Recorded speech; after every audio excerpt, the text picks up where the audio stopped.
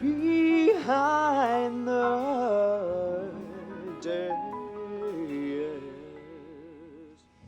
Hello, we are back, and when I say we, I mean me. It's Luke, and this is Behind the Desk minus Mel, which is really weird. She's on a contract in Tennessee, like we said before. She's doing James and the Giant Peach and rocking and rolling, and I'm so excited she comes home in like a week. It's gonna be amazing, but then, she made me do this on my own, which is super fun.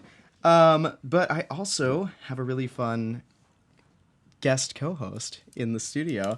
So this is going to be actually the second Minisode ever, and I'm doing it with the very lovely Kevin Hippler, the anarchist actor of New York City. I guess we are. There we go. Kevin is, an actor in New York City. Just tell us just a quick little blurb about yourself, Kevin. Well, I'm from Texas, like Luke is as well, but grew up in rural East Texas. I went On a to chicken farm. I did, and not a fun one at all. Like a fun carnival. Yeah. But yeah, I began doing theater late high school and in college as well. Why? And why did I why did I do theater? Why? It's a horrible, horrible, horrible industry to go into, full of despair and dismay. Yes, that's very true. But I was obsessed with being a film director at a very young age, just because I wrote down stories and I had just those thoughts and images of being a director in my head for several years. And was there like a film that like inspired you in particular, like your favorite film-ish? There was 1 year, I think I was a junior in high school. I had already wanted to be a director before that, but two films that really have been cemented in my brain. One is Dr. Zhivago from 1965, the story about the Russian Revolution. Okay. And the other one is Fellini Satyricon, which is an Italian version of this ancient Roman text that's very bawdy, very dark, very but very beautiful. I love 60s films. Like far more. I like to think that I'm a decent film fanatic, and that was like I've never heard of either one of those. Also, I don't see enough foreign films. But anyway, continue. Little blurbs about you. Why are you here in New York? Well, I did a few classes and local productions in Austin, but I just felt New York calling my name, as well as other cities. But I knew so many people up here, more people up here than the other locations. So. We also went to school together, which is really fun at UT Austin. And without further ado, we're gonna like dive in, my little co-host, and we're gonna like warm you up a little bit, just kind of warm it up. And get you talking on some like basic shit before we like really dive into some of the meat that I want to talk to you specifically about. So just a quick thing. The March for Our Lives thing happened yesterday, which is awesome, and we just like wanted to make sure like in our message that we say that we so much support that, stand in solidarity with that movement, and are so proud of like this generation and like what they are doing. We are a part of that, but it's definitely been started by students who are younger than us. And anyway, we just want to put that out there, and that's a really awesome thing. Now to like a much more lighthearted topic. Kevin and I saw, and our other roommate Oscar saw, a lovely movie the other day, I Love Simon. So I wanted to hear your thoughts about that. We've kind of talked about it before, but like quick synopsis. Yes, there's going to be spoilers. So like if you haven't seen this, like skip over like the next 2 or 3 minutes. But, it's a coming out story in high school about a kid, as opposed to I don't know who. And it kind of gives some of the ins and outs of like what that looks like in suburbia today, which I think is something that's really pertinent to mention when you're talking about the movie, that this is a coming out story of today in very typical white suburbia. So how did you feel about it, Kevin? Overall, I think it hit its target audience very well, and it delivered on the genre that it advertised itself to be. Well, who is the target audience? I think the target audience are young gays and young queer people. I also think tends to advertise more to a more privileged or upper middle class segment of that population. Yeah. That reside in metropolitan areas or suburbia areas, and it's not a bad film. No. What were your qualms with it though? I felt like the stakes of the film were not as high as they could have been. Why? Because of the overall environment. The main character begins, we later learn this is part of a letter that he's writing, but the movie begins with the character Simon saying that I'm just like you, my life is perfect, and he goes on to list all of these things. Such bullshit. It's it kind of like, look at my perfect family and my perfect life. Yeah. Spoiler, I'm gay. Because that's the hardest thing that you have to deal with in your life. Because nobody has any other issues in our lives besides sexual preference. Like, that is not, it's just not. Yeah. And I think maybe I should edit myself a bit. I think he more emphasized the word normal in that introduction, but he did mention the word perfect quite a few times too. And so normal and perfect are usually not synonymous. Yeah. And I think that's exactly a distinction to make. And so that was one issue. Side note, also, sorry, it's not sexual preference, sexual orientation. Yes. Great. Yes. Important to know. But there's also sexual preference and sexual orientation. Yeah, whole other conversation. But so I think that was maybe I understand what they were trying to go for. They were trying to connect to their audience, but I think that they could have done that in a more generalized fashion than listing those very specific upper middle class white suburban traits. And Kevin had like a good point of just saying that, like, well, what if we had like this similar plot line and story and everything, but like set in Trump country today, like actually like in the heart of like a different. I can't take credit for that. That was our friend Oscar. Who okay, well, regardless, but I agree that would have made the stakes so much higher. The fact that there was just zero stakes and it was just not great. The actual story of like the coming out part and being outed, that was so relevant. I thought that was beautiful and works, and they tied in social media and blogging, and I was like, that's today. That is everywhere. No matter where you go, what setting you're in, especially in this country, that is relevant. It's just the fucking Hollywood ending, the just I get everything at the end. Not only was my life perfect before, but now I have the hot boyfriend, and everybody thinks I'm like this high school hero. It was like, it was like my coming out story turned Friday Night Lights. Like, it was just no stakes. Yeah, like, zero stakes. The few scenes where we actually get some of that conflict that even comes close to reality and to what most of us might have experienced in some other facet, there's just not enough of it. I would also add that a lot of the film felt like I should have been watching a coming out story in college, because I would agree with that. Because not just because of the way that the characters were cast in this, the actors, because that's a very well-known thing that still happens. We have college-age people playing high school people. I didn't mind that so much, but it became even more clear when the principal or vice principal and the teacher, the drama teacher in this film, said things and did things to other students as if they were in college and of age to like be talked to like that. Yeah, and like which was hilarious, but it was like very not funny, but it took me out of the film several times. But and I think there was a way for this film to end, as we had talked about this today, and on a positive note, via this gay accepting message, without it all coming together like an unrealistic fairy tale. Yes, I think it's a good movie, not as like relevant as it would have been. Like when we talked about this 5 years ago, 10 years ago, early 2000s, I think it would have hit a lot more. Because people. Even in the upper middle class echelon of this environment 5 to 8 years ago, this would have been more different. Of a push. Yeah. And now it's so much more accepting in general across the country that I feel like the weight of this was lost via the current zeitgeist. Exactly. Right, that's great. Regardless, see the movie. I still believe it's something you should see. It was still enjoyable to watch. So that's I Love Simon. Great. Now we're gonna dive into Kevin. Awesome. Yep. I'm gonna ask you all the questions. No. So one of the main reasons that we have Kevin on the show like today, other than Mel being gone and you're not listening to her sultry, obnoxious, loud voice, is that we needed a pure actor perspective, which we haven't had on the show before. Just somebody who Kevin, pure actor. A pure actor. Kevin doesn't do musical theater, really. Yeah, you don't no. like dance. You don't do musical instruments. And he's just solely an actor, which there's so many people out there that do it. It just happens to be in this city in particular. Yes. That's not everybody's main shtick. Yeah. And so Kevin's a brilliant actor, and I want to see you doing all the things always, because he was quite the star back in college, like at our place. Let me brag about you. Don't give me that kind of face. The people will agree who know you.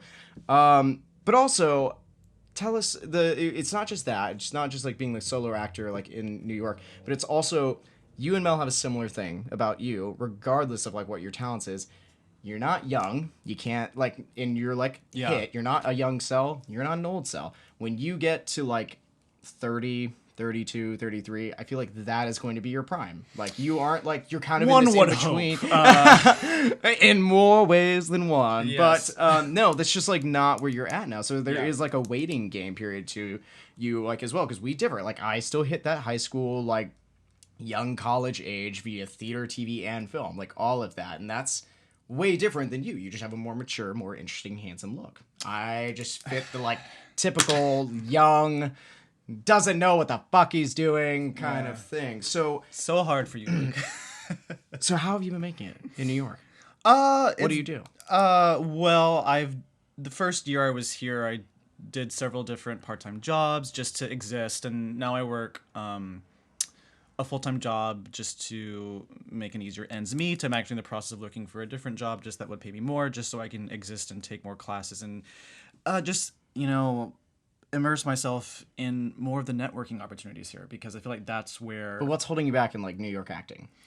Well, part of that would be call times for certain gigs, like because you're equity, and so not only do you work at a job that could lend itself to being flexible with some of that, sure, but you're already put on that list, and also most of those auditions are here, whether they're here for something in New York or for a tour or whatever, are also very musically based, whether they're musicals or like instrument based for things that you do as well. But there are other actors in New York who have the similar thing that aren't equity. They also like go do some of those like smaller company type things. What has held you back from like that specifically? Is it just because this is just such a musical theater town that like you don't feel like connected to? That's part of it. Like part of it's finding the right places to go and people to meet to make those things happen. I mean, they're all incestuous and political, like as it goes with any company, but it's mostly been trepidation, just like trying to survive in the city once I moved here and finding my way around all of the different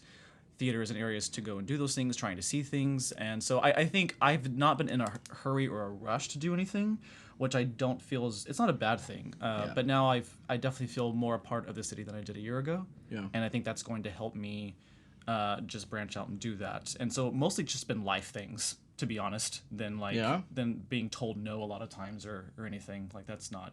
Okay, so it's not the rejection or anything like that. No, I mean, that's always hard, obviously, but yeah, that's not... Do you also find, though, like in your time searching for, obviously, work, being in this in-between mold, like Mel is, does that affect like what you go out for a lot? A lot of times I would see something and be like, should I even waste my time submitting for it to have them call me in for something? Because even if like my headshot looks like me now and looks good, like what you still can look different than your headshot. Like we all do to some degree. Like we try to put our best foot forward with that, but and so that's definitely been part of that. I don't know. I definitely acknowledge what you're trying to bring up here with this issue with like transitioning from one hit to another.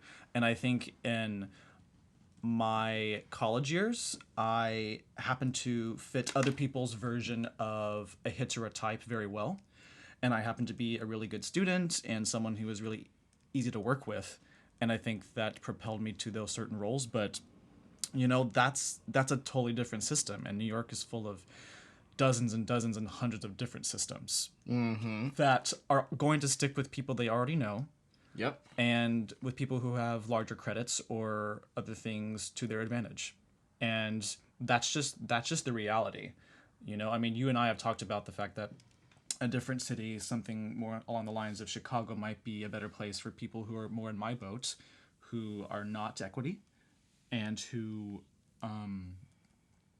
might want to do different things than just commercially viable musical theater, which there's nothing wrong with. I often think I have the right personality for things like that. I just don't have the same skill set.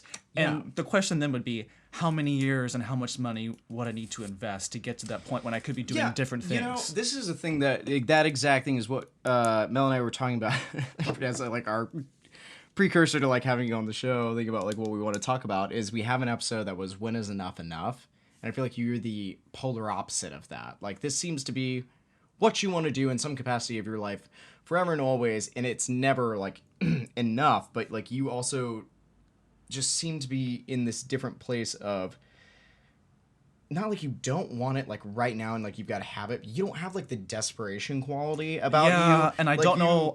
I'm trying to like make it a fact that that's not a bad thing, because some people will say if you don't wake up every morning and you're not just like ready to do this or like die almost, you're not being complicit like either. No, like you're just like, I think you're just somebody that puts your life first regardless, and I don't know. Like I also don't mean to say that someone who, is always up at the break of dawn for all these auditions and will keep going even after they've been told no so many times and like runs out their bank account from doing this, just living this kind of lifestyle, that they're doing something wrong. No. I just like it's not you. It's not me, because I know I'm not going to be called in for those types of roles and things anyways, so I'm not going to waste. I'm also someone who grew up with a lot of anxiety. Yeah. And the older I've gotten, the more I've tried to spend more of my time for myself, whatever that means, whether it's like personal care, other outings I do for myself. And when I feel like I want to go audition and there's a system or a group that's put in place that would benefit me as well as other people, I would do that. I also, the older I get, I want to really, unless I'm being paid well, I really want to agree with the project I'm doing, not just do it willy-nilly. Great. Question for you. Kevin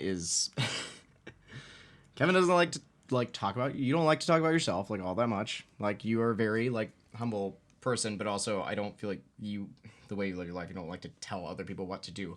But you're on a podcast and I'm going to make you like expound on your own experience and of life.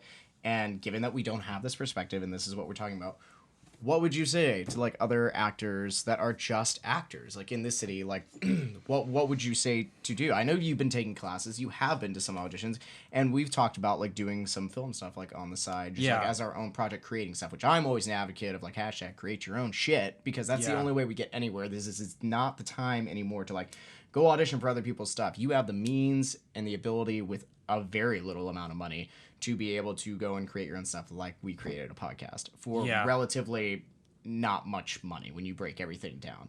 So what would you say to these other people in the city, in this city in particular? What should they be doing? I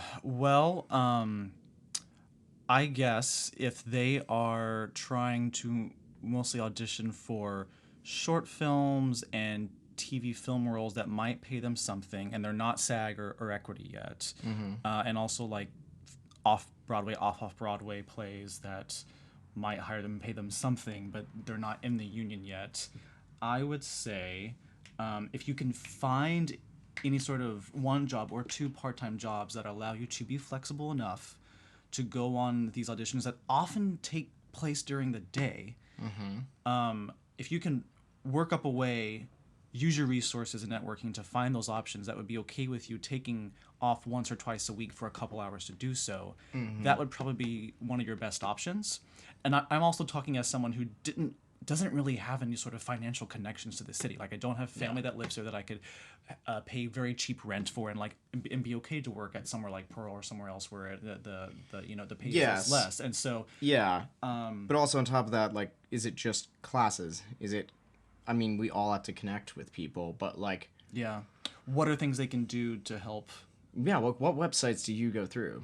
Like right now? Well, I'm mostly on Backstage and on Playbill, but I know that there are others. I'm gonna publicly denounce Backstage right now too. By the way, we had a conversation about this before. There is no rhyme or reason or I just can't. Backstage should not be paying to see job listings. Name one other industry where you're paying to see job listings. That's bullshit. Well, if you are, it's definitely much less than what they're charging. Right, so. and we don't have money to do this. Like, that's just such crap. And if you're a company out there, don't put your stuff on Backstage. Please use the other outlets. Literally use social media before you use Backstage, because people shouldn't have to pay to like send you stuff. Like, it's just crap. Anyway, sorry. Well, also, Luke, I think another question we could be asking is not so much like what other jobs or like money making things we can do to help keep us afloat, and also like what can we do to change our approach in auditions, because ultimately those things are like those things. This is the whole podcast though. Like we've had episodes on like some of that stuff. I think that those are like, all worthy things to talk about, but I think they are, but like this is about you specifically. Yeah. This is, and like I don't know. Like it's just about like the solo acting experience. That's the main thing I wanted to like drive home is like you really have to like hope that you fit whatever exact type they're looking for with what should you be doing in the meantime when you're in between your hit? Yeah. I think if you can afford it, take as many different types of classes for both also like classically trained classes. I think really boost your resume and your chances to be cast in straight, plays across the country, and also here in New York for Shakespeare or just classical plays, because that's often what those are the kind of plays that pay people something. Yeah, Shakespeare always generally pays, no matter, especially auditioning here, and that's a field that like I've not even dabbled in, and almost every musical theater person I know doesn't do. Yeah, so and that's something that I need to take someone who takes my own advice and says to like delve into that more, just to give myself another viable path to go down. And there's not a million people in that field. It's a hard field, and it's a niche field, and it's something that if you're just acting, that should be something you should take advantage of. Yeah, I would say, but not just Shakespeare, like do Shakespeare, but also just other classical like Greek and other like Renaissance, texts and things like that too. I agree with that.